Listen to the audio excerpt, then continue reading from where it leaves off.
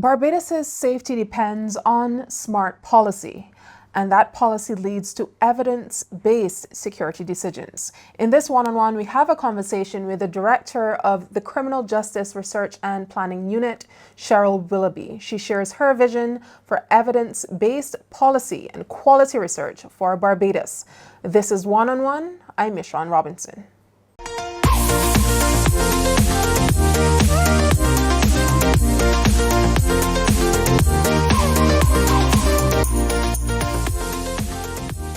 Welcome to the One-on-One program, Director of the Criminal Justice Research and Planning Unit, Cheryl Willoughby. Welcome to One-on-One, ma'am. Thank you, and I'm happy to be here sharing about the Criminal Justice Research and Planning Unit. It's my pleasure. You're most welcome. The first question that I want to ask, what's the core mandate of the Criminal Justice Research and Planning Unit? Well, the department conducts research. We measure the nature and extent of crime in Barbados.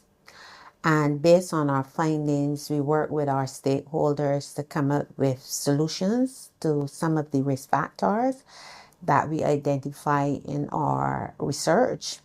We also develop or assist our stakeholders in developing crime prevention programs because we're criminologists here, so we study crime and we come up with possible programs and projects that departments who work with young people can implement to combat what we're seeing in our research findings.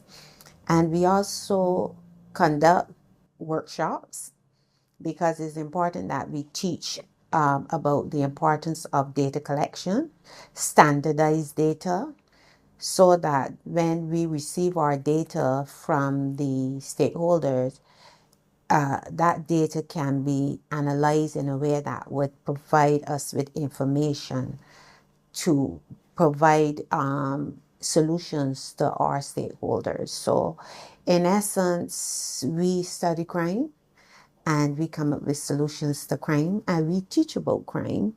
We also work at the community level with community stakeholders, teaching them and talking with them about some of the risk factors to look for in at-risk youth, etc. So our mandate is vast, is extensive, but as a department, we continue to do the work that is important to ensure that our young people and Barbadians in general are safe.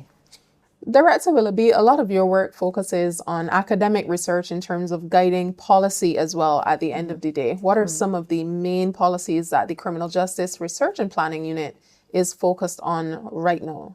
Right.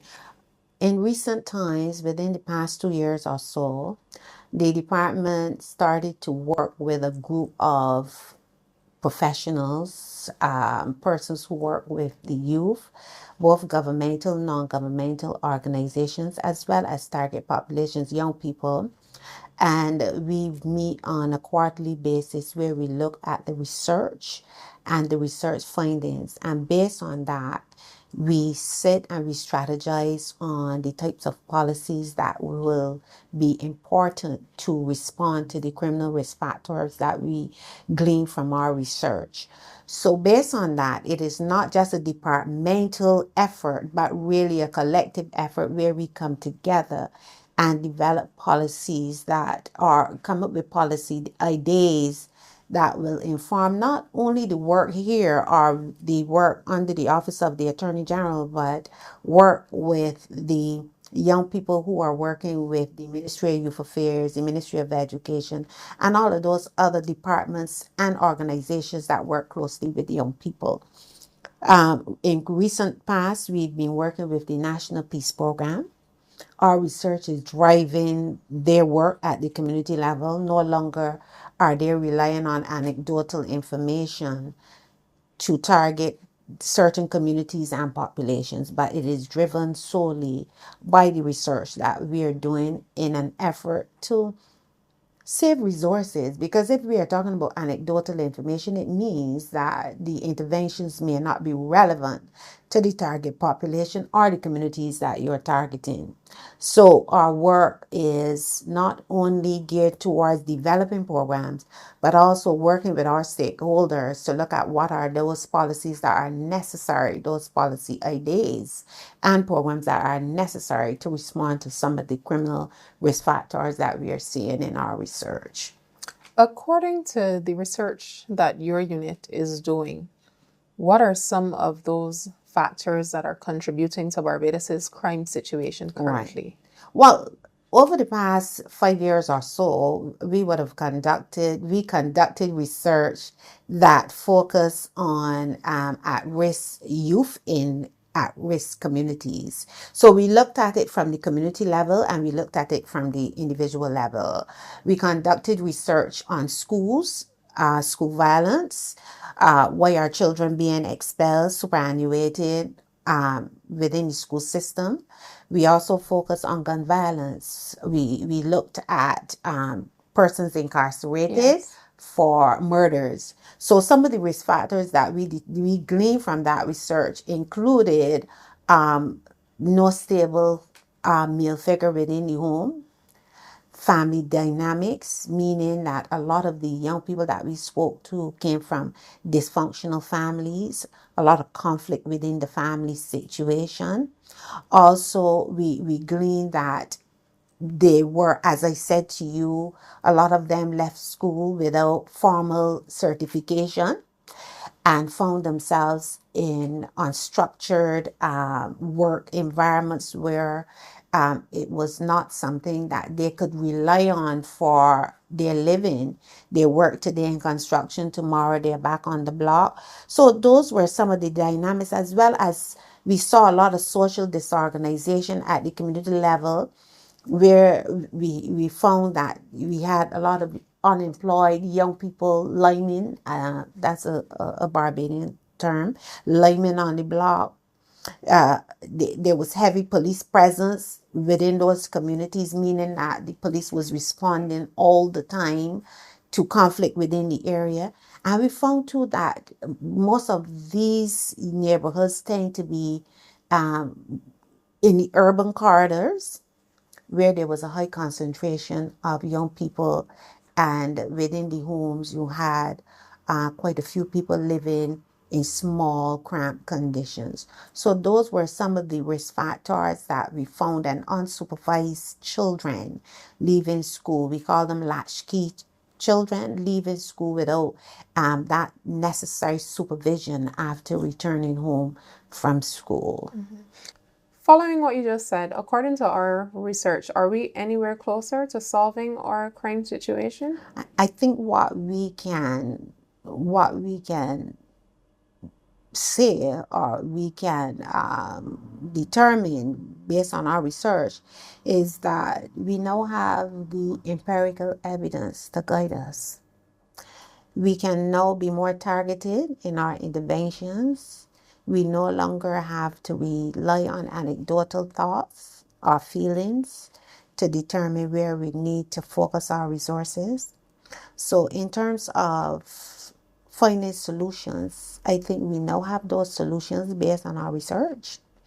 And we are better able to work with our partners now at finding solutions that address the issues, and not solutions that are just there sitting on the surface, but really getting to the root causes of crime in Barbados. So in terms of whether we are closer, I think that we are better equipped now with the information to be able to find possible and viable solutions to crime and violence in our society. You've been in existence since 1995, but what are some of the shifting trends that you've seen since the inception up until now? Right. Since we were established in 1995, the nature of crime has changed in that we're seeing more youth involvement in crime. We are also seeing a lot more violent crimes being perpetrated by young people.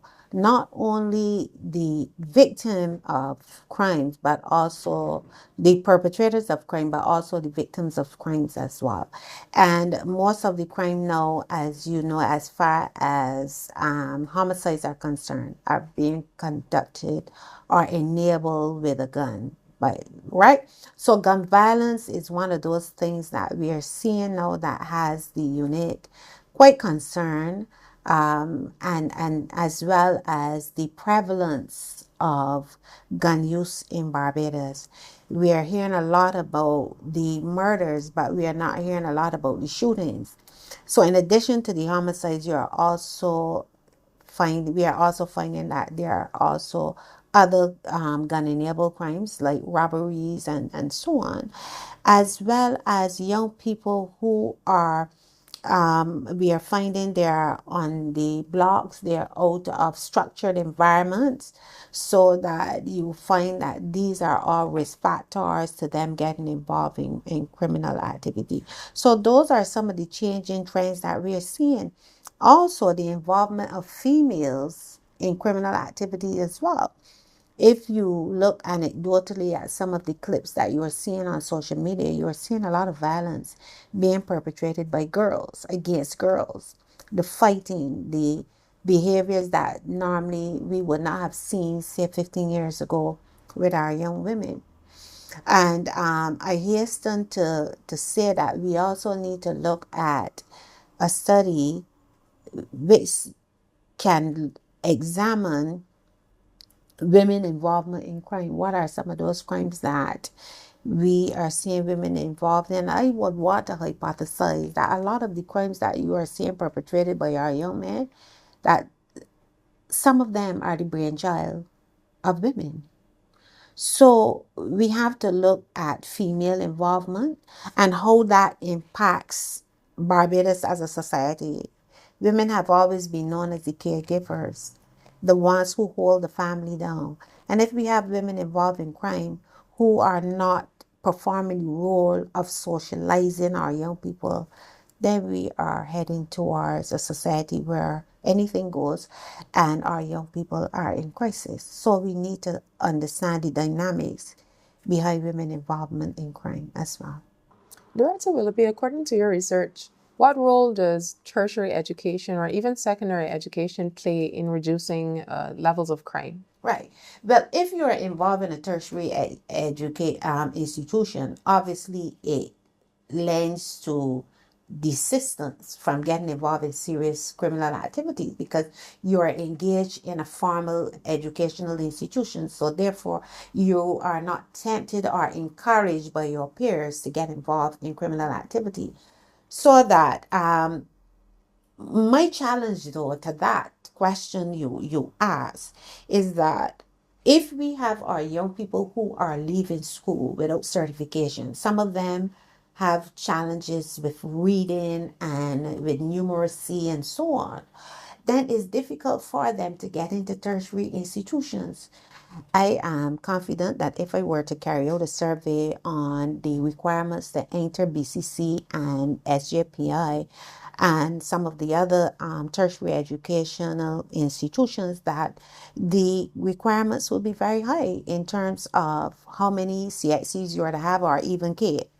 So that when you have young people who are leaving school without certification, it's important that you prepare for that cohort of students by either identifying early within the school system that these children are having challenges, whether it's with literacy or numeracy, and finding alternatives for them, whether it's to early implement or get them involved in skill training, whether it is to deal with motor mechanics or electrical installation or one of those other skill-based skilled things that they can do in order to earn a living, because we tend to stigmatize certain professions, even agriculture, which is important for the livelihood and feeding Barbadians.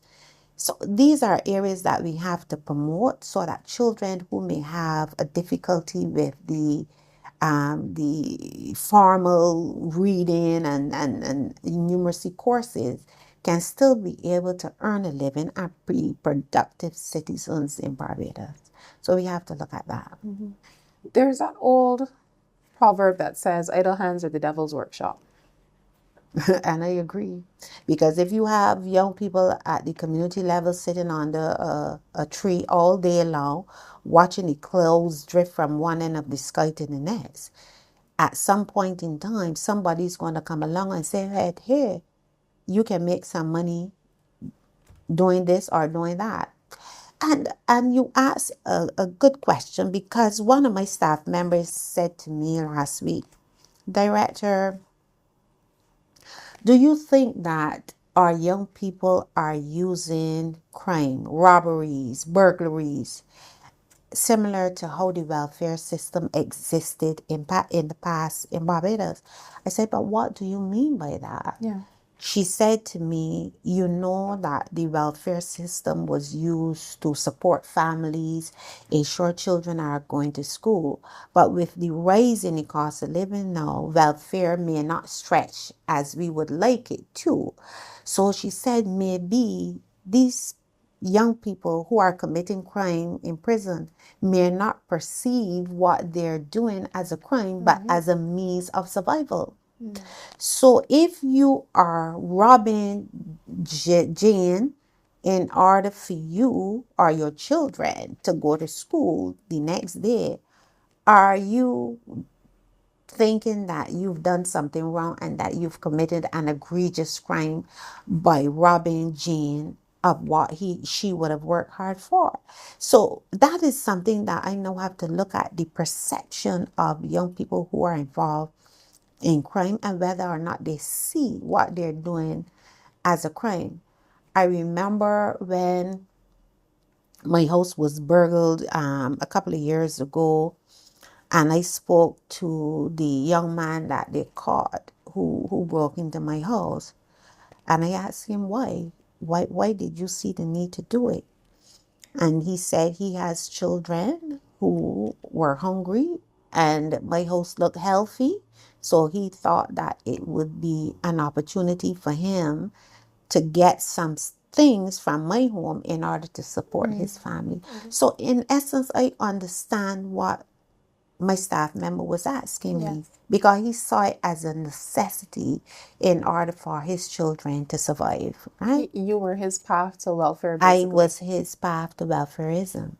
Director Willoughby, we're going to pause for a short commercial break, but when we come back, we want to touch on the exciting month of activities you've had for Crime Awareness Month as well. We're going to pause for a short commercial break, but we'll be right back with the Director of the Criminal Justice Research and Planning Unit, Cheryl Willoughby. Stay with us. Hi, I'm Samantha Hazelwood Ermy, Trustee President of Then What Charity. Then What Charity was established in 2020 following the pandemic. We currently serve the elderly, vulnerable single parents with special emphasis on fathers and those other vulnerable persons in society. We currently run the Hampers of Hope program, where we help families for a period of 3 months at a time. We have a scholarship. We also have a back to school drive, a Christmas and toy drive, and then we have an empowerment session which targets teens and those who are underserved in community, where we help them with CV preparation and interview skills. If you wish to volunteer, because we always need more hands, you may contact us on 289-5318 or via email info@thenwhatcharity.org. You can also follow us on social media.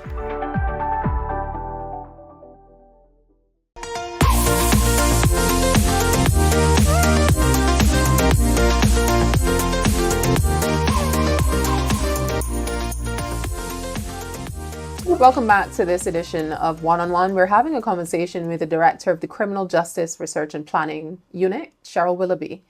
Director Willoughby, the Criminal Justice Research and Planning Unit is celebrating 30 years as an institution. That's a long time. Yes. What's the main focus in terms of your celebrations or acknowledgements this year?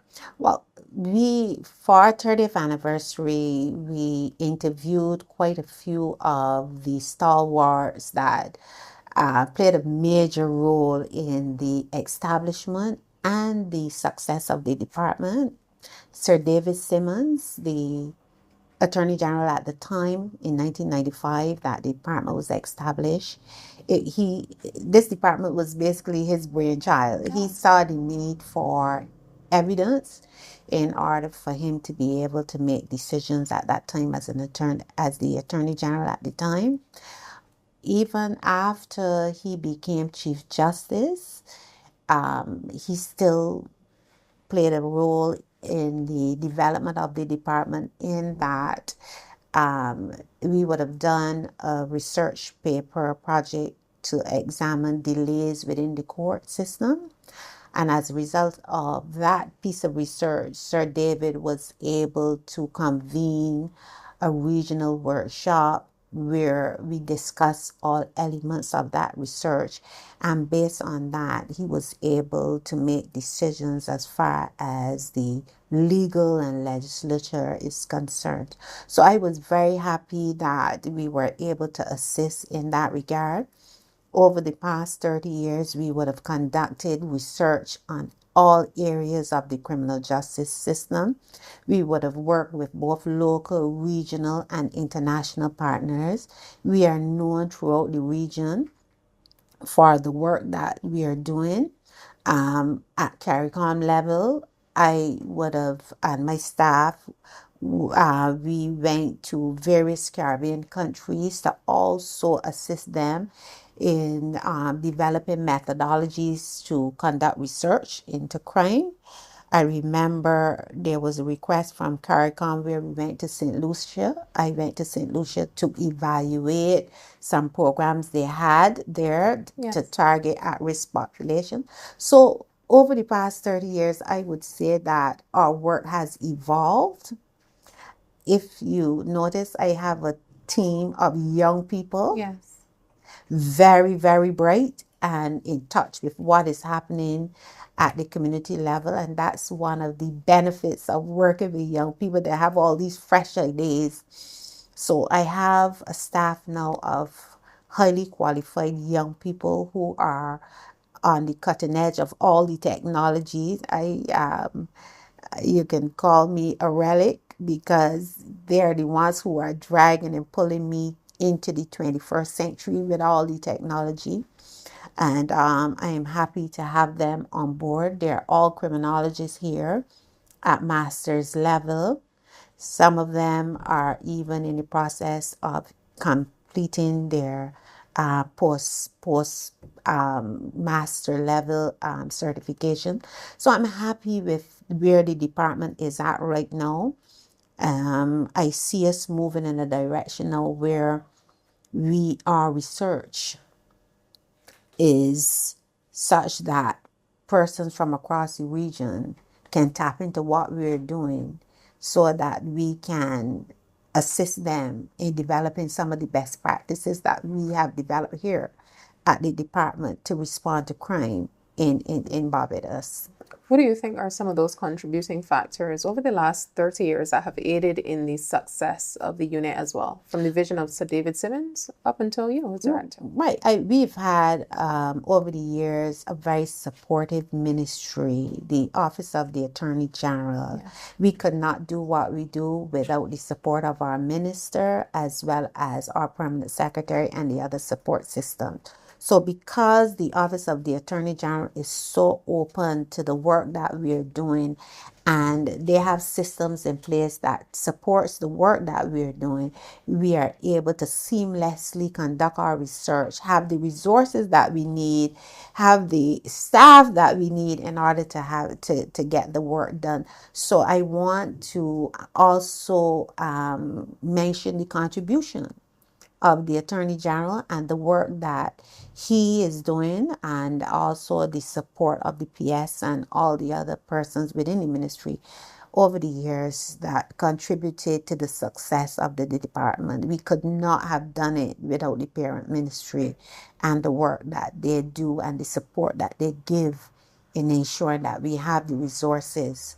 They recognize the importance of the work that we do. And following that, what's the theme for the awareness? Well, I want to give you a little background on the theme. Last year, we conducted research to examine fear Last year was a record year for gun violence in Barbados, homicides. So we determined we needed to find out from Barbadians whether or not they were afraid to go out and go to work and be productive citizens, because fear can cripple you.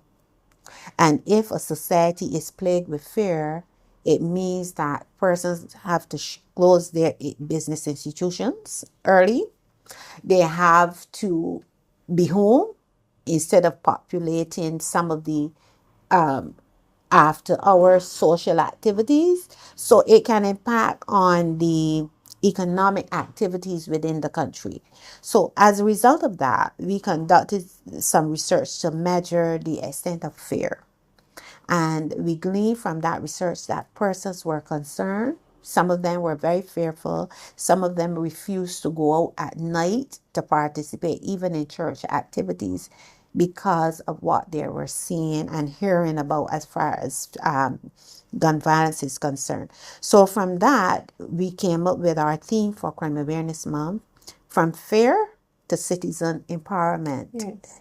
Safer streets, stronger communities, because we believe that if our citizens are empowered, they're not fearful. If they're empowered to make a difference in their communities, work with community police officers, work with stakeholders at the community level, then they can make a difference in their communities. But if they hide behind their doors and refuse to get involved, that will not change the dynamics of what we are seeing happening within our communities. Barbados ranks relatively high in terms of a general scale of kindness. Barbadians are known as a kind Yes. people. Do you think that this level of fear is warranted? Well, like any other countryman from any other country, when you feel that you're in danger, or if you're experiencing something that is outside the norm of what you're accustomed to, obviously it provides some sort of trepidation, some sort of fear, because it's the unknown. It's fear of the unknown. And I am confident that as we continue to address crime among our young people, as we continue to work with families, at-risk families, because that's where it starts, that Barbadians will feel comfortable coming out and speaking out and being able to work with the police and all the other organizations that are there to respond to crime. So I still believe that we're some of the kindest people in the world, and we hear it all the time from our visitors. So I'm hopeful that as we continue to work, and this is hard work, as we continue to work, that we will see a change in what we are seeing among our young people. I really wanted to add to that question as well. What assurance would you give to the average Barbadian watching the program tonight in terms of not being fearful of a Barbadian society with the crime situation? Right. As I said to someone quite recently, a question was asked of me regarding whether or not we believe our borders are safe and whether persons know being able to come across the borders legally from the different countries, if that will add to our crime problem. And I would say to them, I trust our systems. Mm-hmm.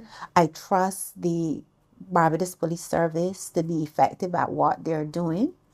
But I also trust the interventionists, those persons who are working to prevent it from happening. I always say to my counterparts that the police alone cannot solve these problems, because the police respond after the problem has occurred, after a crime has occurred. So in essence, they are there to respond and to address what they're seeing as far as crime is concerned. But we also need to bolster the prevention arm of addressing those criminal risk factors that we're seeing. So if we have prevention and enforcement working in tandem together as a marriage, then I can see community interventions being strengthened and reinforced, because you have the prevention arm, you have the intelligence gathering as a result of the prevention, and then you have the enforcement coming on at the back end to respond to those few persons that are bent on criminal activities. So I think that based on that strategic approach to crime, people have no need to fear victimization and early response of the police, and we are seeing it happening. They're responding. You have persons who are being arrested, but we also need to strengthen the prevention arm, and that is happening through the National Peace Program. How can citizens play their role in supporting the unit as well in its research? We have a volunteer arm where we encourage people to come and see what we're doing. We have a library that they can also come and look at our research that we would have done. They can give us a call and give us ideas on what we can focus on in the future. So we work very closely. We work with schools, we work with community organizations. We went into some schools during the month of activities to have conversations on crime so that we can get feedback from the young people regarding what are some of those areas of concerns that we as public officers need or can address. So I was happy to go into some of our newer secondary schools, and I'm hopeful that in the coming year, we can also go into almost all the secondary schools and have conversations on crime, because it lends to the information that we have, because that too is research. That oral information Yes. is research. And I think that we can utilize that to have an understanding of how our young people are thinking, what are some of the areas that they would like to see happen in Barbados, so that we can add those ideas to our recommendations as well. So it is broad. Barbadians can get involved. We want parents to give us a call, make recommendations on some of the areas that they believe we can also target, some of the schools that we can target, some of the communities that we can target. So we are open to suggestions from everyday Barbadians, because we are everyday Barbadians. There's tremendous importance in terms of the first person research that the unit is conducting, engaging with our citizens and also our school children. And there's been a lot of conversation about some of our youth from the younger secondary schools ended up within the prison system. How can we ensure that there is a significant shift within the next 5 years or the next decade, so that we don't see, our students coming from those younger secondary schools being involved in crime? Well, the importance of conducting research within our schools is to allow us an opportunity to find out where we need to place our resources. And with us conducting research, is not to highlight or to pinpoint a specific school, really, but to understand the dynamics within the school system throughout Barbados, not just 6 particular schools, but throughout Barbados. And the media can play a role in that. They can work with us as opposed to identifying specific schools as a means of sensationalizing what is happening or getting a few extra views or hits, but to work with us so that we are able to use the media to educate parents, to educate our teachers and so on about some of the risk factors that they need to focus on within our schools. That is the purpose too for us going into the schools and carrying out the conversations that we are currently doing. It is to garner from them some of their ideas regarding how we can come up with solutions to some of the problems that we identify. So we are not identifying any specific schools. We are going across Barbados. We also want to go into the primary schools, because if you recognize that children, as soon as they enter secondary schools, their behaviors are changing, then it means that you have to strengthen them at the primary school level, so that when they reach secondary school, they know about some of the challenges and they are better equipped to work and to respond to some of the peer pressure that they are going to encounter within the secondary school. So it's not any particular school, but we want to ensure that we go in with the assistance, with the permission of the principals and the ministry, so that the schools are able then to put systems in place to respond to what they're seeing within their environments. Director Willoughby, We're going to pause for another short commercial break. But when we come back, we're going to touch on prevention, intervention, and also the regional focus of the Criminal Justice Research and Planning Unit. Yes. We're going to pause for another short commercial break, but we'll be right back after this. Stay with us. Hi, I'm Fabian Sargent, Executive Director of Men Empowerment Network Support. We are an organization that focuses on the social and emotional empowerment of men and boys. What does that mean? It means that we provide safe spaces, training, counseling, or any other developmental programs for men and boys right here in Barbados. We are located at the YMCA, Pinfold Street, Bridgetown, St. Michael. Our contact number is 850-6367 or 850-MENS. You can find us on all social media platforms. On Facebook, we are Men Empowerment Network Support. On Instagram, we are MENS, MENS _246. And our email address is mensempowerment246@gmail.com.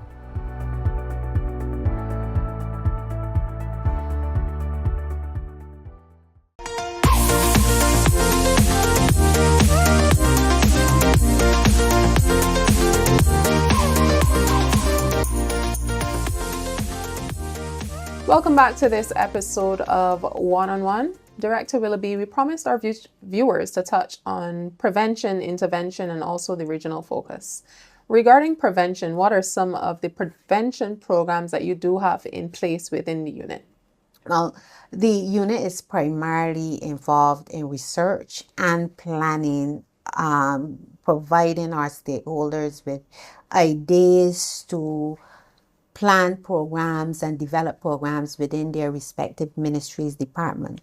Prior to 2018, the department developed programs based on our research findings. We had the dispute resolution and conflict mediation program that we developed as a result of violence that we were seeing in our research within our schools.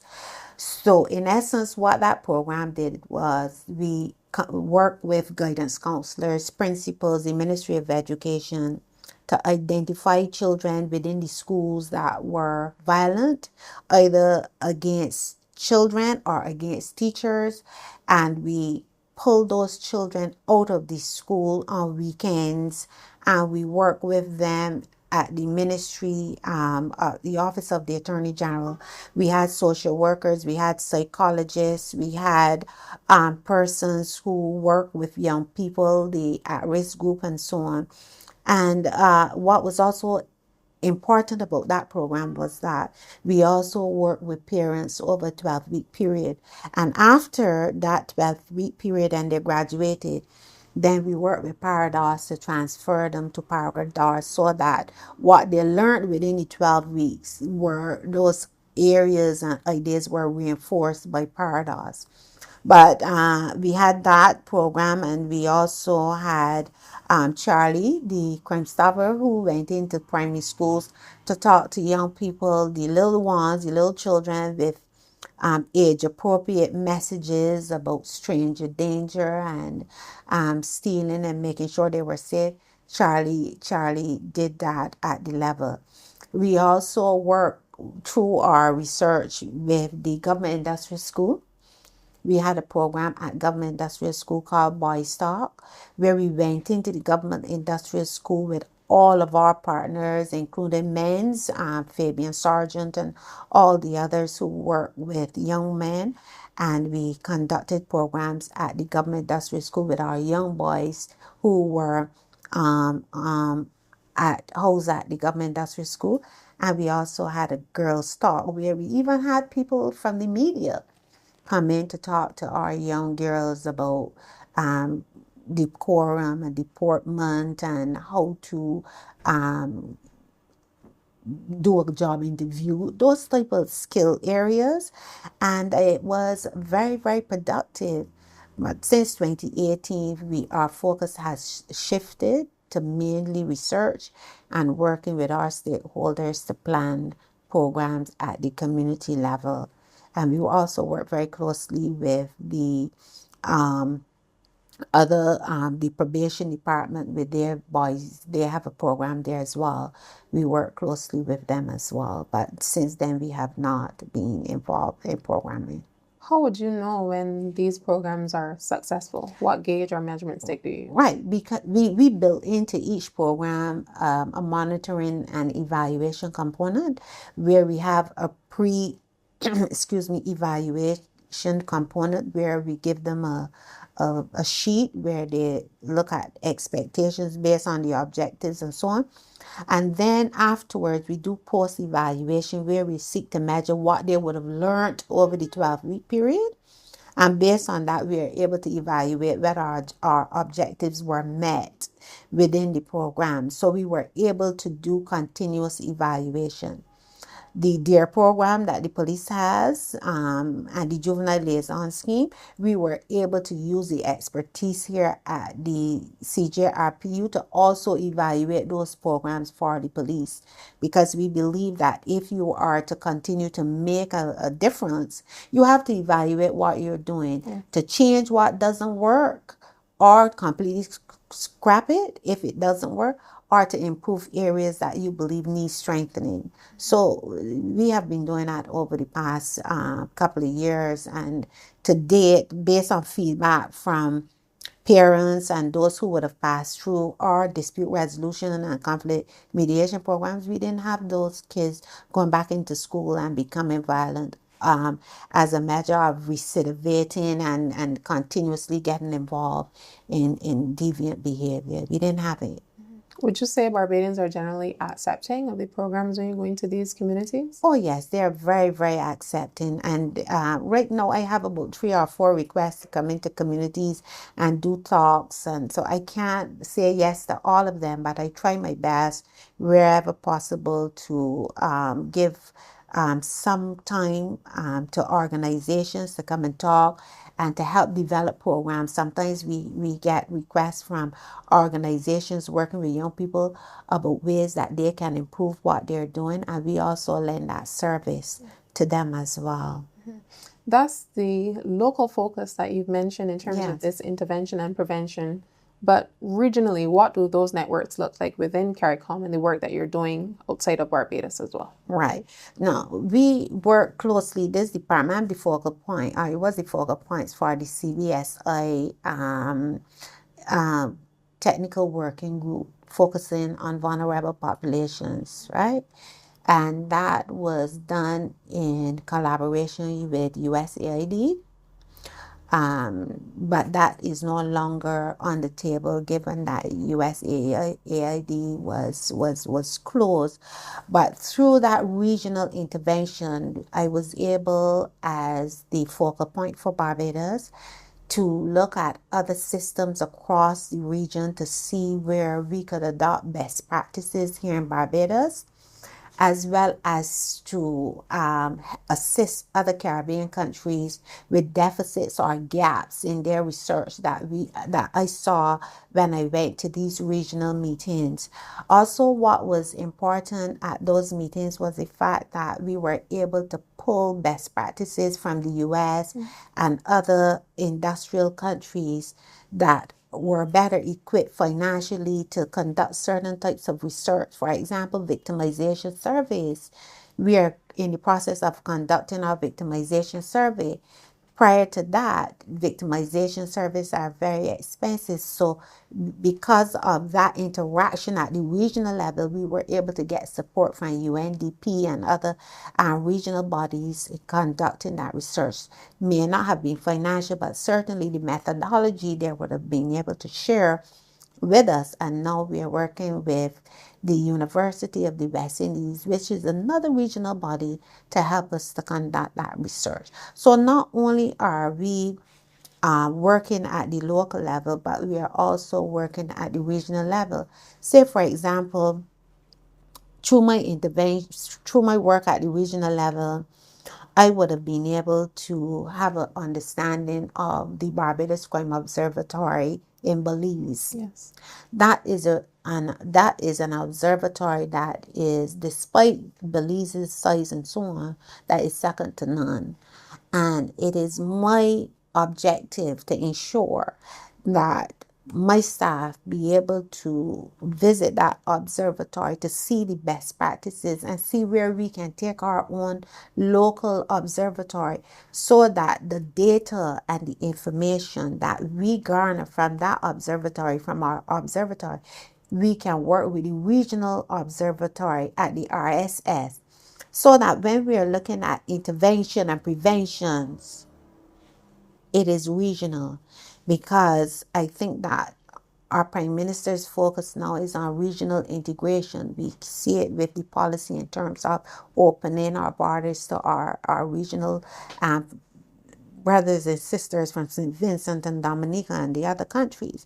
So in terms of tackling crime, instead of looking at it from just a local perspective, that we can share best practices, share resources at the regional level, so that our focus then, the impact, will be a lot greater because of the resources that we have now in order to address problems. Within the same vein of regional collaboration, why do you think Barbados ranks the way it does in terms of the safety and the low levels of crime, even in comparing other Caribbean countries? Well, Barbados has always been a safe country, and it has to do with our values and the people and what we believe as a country should happen. We have always looked inward for our empowerment, and our values have always been such that we ranked very high as far as our education is concerned. So based on that and the resources that were always made available to us, I think that we have always been one of those countries that stand out. And I'll give you an example.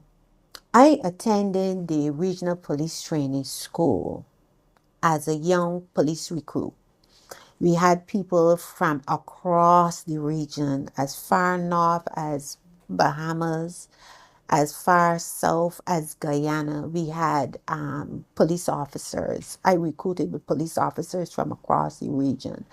And the feedback from my counterparts was always, Barbados is such a beautiful place, even in terms of your standard of living and how we carry ourselves. It always stood out to them, right? And we always put ourselves in a position where we embrace the other recruits from the region, so that they were able to see inside of our families. I used to take home quite a few of them inside our families and how we operate as a country. And I think that that has stood well for Barbados in terms of our standard of living, our governance. That is important. Our governance, a very stable government, and how we conduct our business. Very low corruption. If you look at the readings across the world as far as corruption is concerned, you will find that Barbados ranked very low. Our values and who we are as a people, it has stood the test of time. And I love being a Barbadian.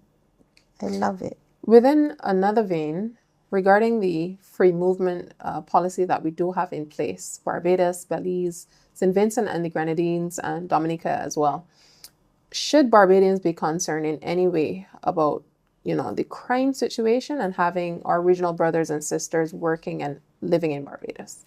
I trust our systems. I trust our border security. I trust our immigration. I trust it. I believe that you wouldn't have criminals coming through the regular or established ports. And when we did our research in prison quite recently, 98% of those who are in prison for violence are Barbadian, young Barbadian men. 2%, we had one or two people from Jamaica, females, but the majority of the crimes that are being committed by Barbadians. And I don't think that persons who are bent on criminal activity will want to come through the established borders where they have to go through immigration and customs and so on, right? So I trust the systems that we have in place, the systems that enable those institutions, immigration and customs, to be able to monitor, evaluate, and determine who should come across our borders, so you don't have any fear, right? Because we don't have a problem with our Caribbean visitors and our Caribbean brothers committing crime. It's our locals that are committing the crime. What are some of the main challenges that you're faced with locally, though, where the Criminal Justice Research and Planning Unit is concerned? Most of my challenge at the departmental level is obtaining standardized data from our partners, and standardized data on a timely basis, right? We mostly get our data from the police and the prison and the government industrial school, and we've now taken the hospital on board. We want to have data too from the police with regard to road accidents. So therefore, it's important if the breathalyzer testing come on board, so that we can decide whether or determine whether or not most of our accidents, especially fatal accidents, are occurring as a result of persons intoxicated, persons not paying attention to the road traffic act and safety measures and so on. So we want to be able to also use the road traffic act and the proliferation of the accidents we're seeing, and be able to determine the causes of those types of accidents that we're seeing. So my biggest challenge right now is the data, obtaining standardized, relevant data from our criminal justice partners. It has to be such that we trust each other.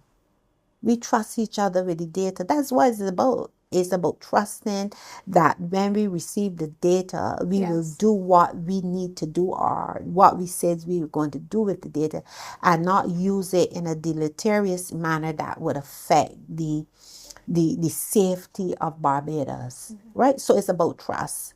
And so that is my problem, and as well, getting Barbadians to understand the need for us to be out there getting information from them, in an effort to ensure that the data that we receive, we are going to utilize it for their benefits. And despite these challenges, what's your vision like for Barbados? We recently celebrated 59 years of independence. What are you hoping to see for a better Barbados? Well, I am hoping to see that our young people do what they're supposed to do, be productive, and to recognize that their actions will affect the progress of this nation. Right? I need to see them take responsibility for their action, and to understand that they're the next generation. They're taking over from us. As I said before, we are on our way out. This is 40 years for me in the public service, 60 plus.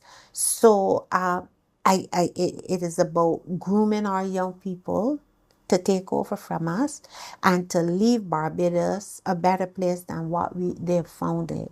Because what we are doing is preparing for the next generation, right? So that is what I would want to see. My vision too is for this department to be a clearinghouse of justice information, so that anyone who wants information on crime, information on criminal justice, how to respond to a criminal risk factor, that they can come, and we have that information readily available, similar to what happens at the Home Office in the UK, to have a system where we recognize the importance of research, the importance of statistics and data, and the importance of, and I keep using that word, importance of utilizing the data and the information to develop programs and projects targeting our criminal risk factors. So that is my vision for Barbados, and for this department, I will continue to try my best to have the best resources available. I pretty much headhunt most of the young people that you see here, because I believe that in order for us to remain on the cutting edge of research and research strategies and methodologies, I must have the best. And I'm happy to say that I have the best work now that Barbados has to offer in our young people. So I'm happy for that. Well, despite your very busy schedule, Director, we thank you for joining us on set today for One-on-One. Thank you. And one thing I would want Barbadians to know about me is that I love the Lord with all of my heart. And He has been that sustaining force in my life. Thank you so much, Director. We've come to the end of this very special One-on-One with the Director of the Criminal Justice Research and Planning Unit, Cheryl Willoughby. On behalf of my producer and I'm Michron Robinson. Until next time.